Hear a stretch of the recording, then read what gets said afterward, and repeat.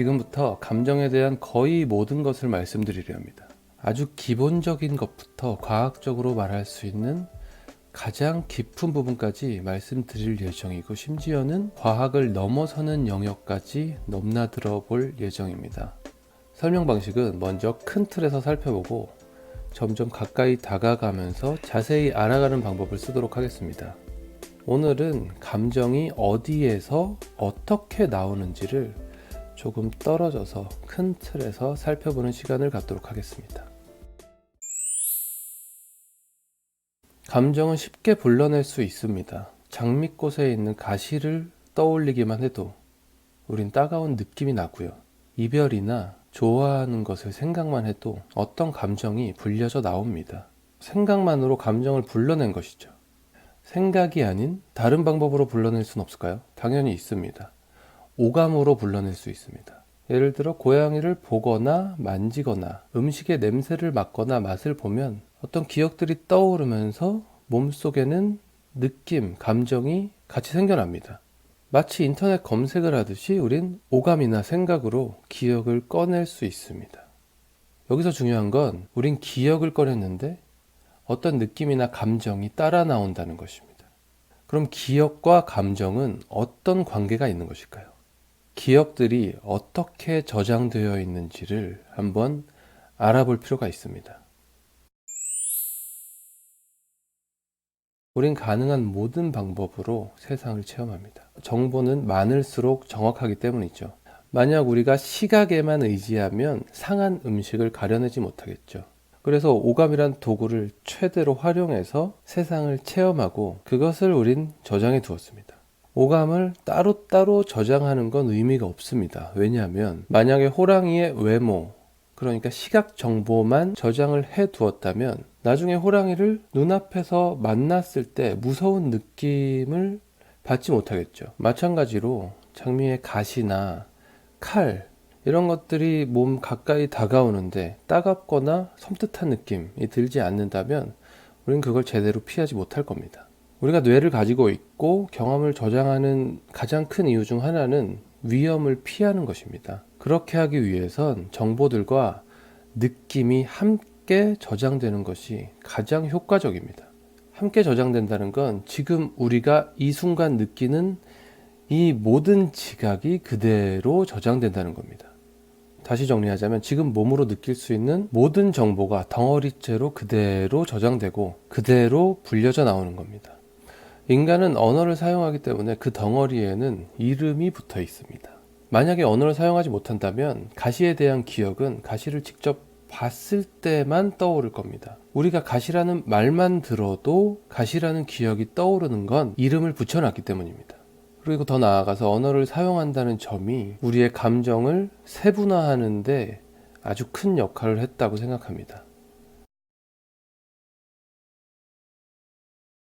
아기들이 자신들의 체험을 어떻게 저장하는지 한번 상상해 보겠습니다.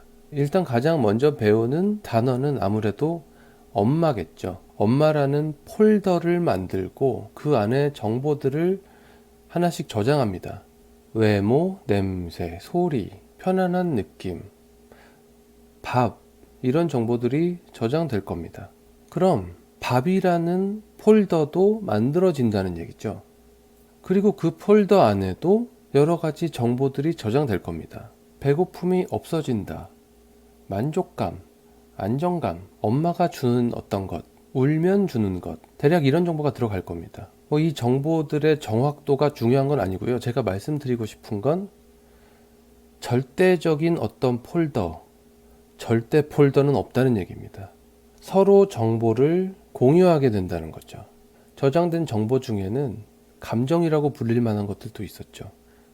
편안함, 안정감, 이런 느낌, 감정들도 하나의 폴더에 불과합니다. 행복이나 공포 같은 감정들도 마찬가지입니다. 감정이 독립적으로 존재하지 않는다는 것이고요. 상위의 존재가 아니라 평행한 위치에 있다는 얘기입니다.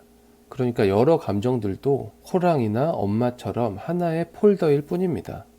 예를 들어 호랑이라는 폴더 안에는 공포가 저장되어 있고 공포라는 폴더엔 호랑이가 저장되어 있습니다. 행복도 당연히 마찬가지고요. 행복이란 폴더 안에 가족이 있으면 가족이란 폴더에도 행복이 있습니다. 그런데 또 어떤 사람은 행복이란 폴더에 가족이 없을 수도 있죠. 없을 수도 있겠죠, 당연히. 모두의 행복이란 폴더엔 다른 정보가 들어 있습니다.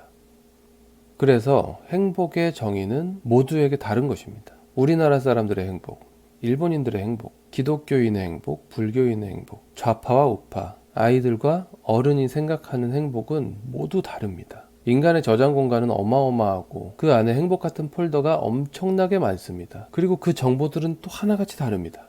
그래서 모든 사람들은 같은 것을 봐도 다른 것을 생각하고 다른 감정이 느껴지는 게 표준인 것입니다. 생각이 다른 건 저장된 기억이 다르기 때문입니다.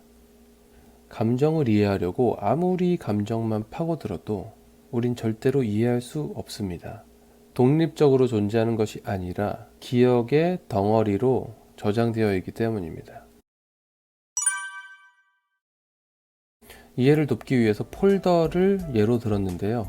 사실 가장 좋은 방법은 새로운 이름을 지어주는 겁니다.